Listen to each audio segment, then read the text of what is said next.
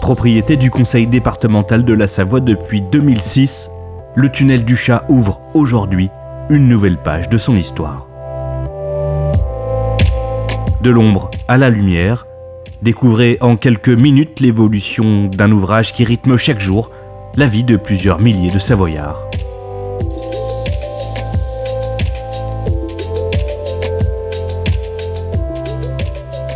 Un ouvrage construit entre 1929 et 1932 pour franchir la fameuse dent du Chat et ainsi s'éviter le passage par la route du Col, une route tortueuse qui a poussé le Conseil général de la Savoie à lancer l'idée d'un tunnel dès les années 1880, comme en attestent ces documents conservés par les archives départementales. Dès la fin du 19e siècle, le percement du tunnel fait donc débat et mobilise les populations. De nombreuses pétitions sont signées par les élus des communes environnantes, mais les financements manquent à l'appel et le projet est repoussé. Ce n'est qu'au sortir de la Première Guerre mondiale que la construction du tunnel est actée, pour un chantier qui débutera en 1929. Peu d'images relatent ce percement, si ce n'est cette photo de la visite de chantier du préfet de la Savoie et du sénateur Mollard, ou encore cette image du débouché du tunnel dans la nuit du 4 au 5 décembre 1929 à 2h du matin. Des photos précieusement conservées par André Caron de Chevelu et par l'historien René Clochet, deux mémoires locales qui nous racontent les détails de ce moment historique pour le territoire. De ce côté-là, c'était l'entreprise Bory, dont le patron logeait à la maison à côté. Là. Donc on voit les gens ici qui posent.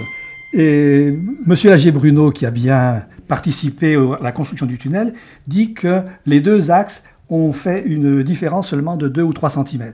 Donc les calculs avaient été bons. Et il nous signale aussi une petite anecdote, c'est qu'au moment du raccord des deux galeries, il voulait que ce soit un mineur qui traverse, puisque les mineurs avaient joué un grand rôle. Et déception, c'est pas un mineur qui a traversé en premier, c'est un conducteur d'engin qui était tout petit, qui s'est faufilé entre les jambes des mineurs qui étaient là. Critiqué par certains à l'état de projet, le tunnel du Chat fait très vite l'unanimité après son ouverture. L'ouvrage rattache économiquement et géographiquement le canton de Yenne au reste de la Savoie et crée un véritable courant de circulation économique et touristique entre la région lyonnaise et le bassin de Chambéry-Aix-les-Bains.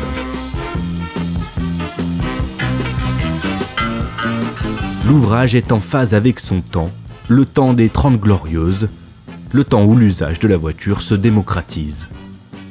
Mais le passage par le tunnel du Chat n'en reste pas moins une vraie aventure, comme en atteste cette vidéo retrouvée par la Cinémathèque des Pays de Savoie. Étroitesse, faible éclairage, chaussée aléatoire, la traversée du tunnel reste dans beaucoup de mémoires, comme une plongée dans le noir. Il y avait un gars qui habitait à Mérieux, à côté de chez nous, qui était de Chambéry et qui avait une Volkswagen.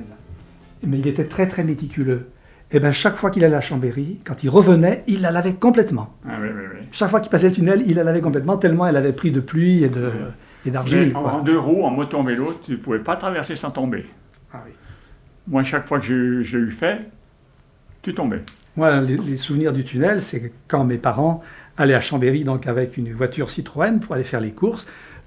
Il y avait donc bien sûr les nids de poules, il y avait la pluie qui tombait, mais je regardais ce point lumineux au bout, ça me fascinait. Et puis d'un seul coup, on arrive, ça y est, d'un seul coup, la clarté arrive, on n'était pas habitué. Ça, c'était presque un spectacle.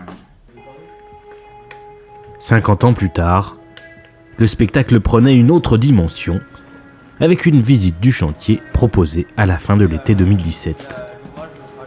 Découverte de la toute nouvelle galerie de sécurité d'abord, puis immersion dans le tube principal rénové, pour un effet surprise assuré. Sur une partie qui est sur une portion qui est pratiquement achevée. Je crois que les gens seront contents des travaux qui ont été faits cette fois dans le tunnel, parce que par le passé, à plusieurs reprises, on a fermé le tunnel. C'était pour un temps limité, ça faisait pas trop de gêne, mais quand on repassait le tunnel, on avait l'impression qu'il n'y avait pas grand-chose qui avait été fait. Cette fois, les gens ont souffert parce que le tunnel a été fermé longtemps, mais maintenant au moins on se dit ça vaut le coup, on va rester longtemps sans travaux dans le tunnel.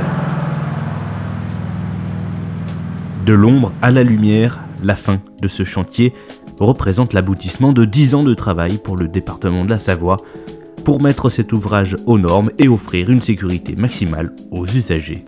Une démarche lancée dès 2007 avec des premiers travaux de sécurisation, par l'installation de panneaux lumineux, par la rénovation des équipements du tunnel. En 2009, les premières réunions publiques d'information sur le grand chantier de mise aux normes avaient lieu.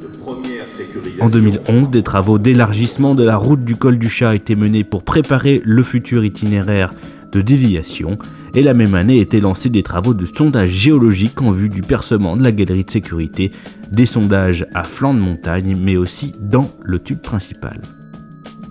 On réalise sur les parois verticales du tunnel des sondages réguliers permettant de reconnaître les matériaux tout au long de la galerie, puisque ces sondages qui font 30 mètres viennent réellement piocher du matériau à l'endroit où on va creuser. En 2013, le département aménage les 2 accès au tunnel, notamment par la création de giratoires renvoyant vers la future déviation et par l'installation de panneaux d'information à message variable. Démarré à l'automne 2014, le chantier de mise aux normes se poursuit à l'été 2015 avec le percement de la galerie de sécurité, du côté de Saint-Jean-de-Chevelu d'abord, puis du côté de Bourdeaux. Actuellement, on est au PM 360, donc il reste encore pas mal de chemin à parcourir. Et donc voilà, on s'apprête à démarrer la phase de foration avec le robot de foration automatique de bras. Donc on a des fermetures pour tir d'explosifs qui peuvent se produire jusqu'à 3 fois par 24 heures. Ensuite on a des fermetures de nuit de l'ordre d'une demi-heure, donc vers minuit 30 et vers 4h30 du matin. Et en octobre 2015, le tunnel était fermé pour un week-end entier à l'occasion du percement de 2 des 4 rameaux qui doivent relier le tube principal à la future galerie de sécurité.